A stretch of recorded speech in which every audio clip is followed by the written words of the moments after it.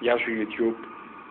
Εδώ σας παρουσιάζω μια κατασκευή την οποία τη σκέφτηκα τα περισσότερα μέρη εγώ, αλλά πήρα και μερικές ιδέες από μερικά βίντεο που είδα στο YouTube.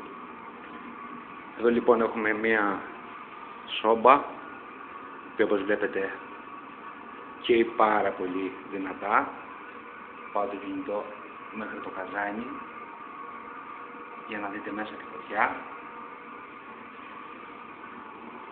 Εδώ είναι το εξωτερικό της περίβγημα. Εδώ είναι ένα σπιράλ το οποίο τραβάει θερμό αέρα από τον αέρα που συγκεντρώνεται στο καπάκι της σόμπας. Έχω τοποθετήσει δύο θερμοστάτες για να μου ξεκινάνε τον κυκλοφορητή, ώστε να μπορώ να στέλνω τα ζεστά μου νερά στα καλοριφέρ. Εδώ έχουμε ένα μπουρί εξόδου καπνού. Καπνός δεν υπάρχει στην ουσία, αλλά...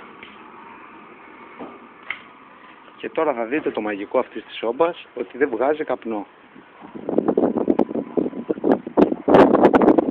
Ορίστε. Καθόλου καπνός. Όπως βλέπετε είναι πεντακάθαρα όλα.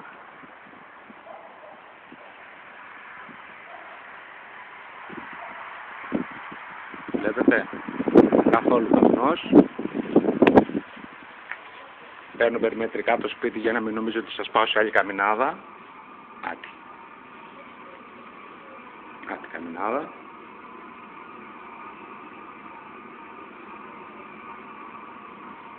Άτι καμινάδα μας.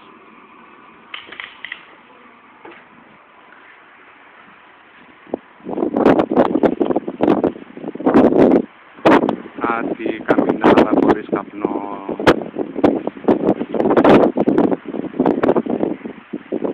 Τα σχέδια της κατασκευής θα τα περάσω στο διαδίκτυο, αν κάποιος επιθυμεί να φτιάξει το ίδιο σαν εμένα. Ευχαριστώ πολύ.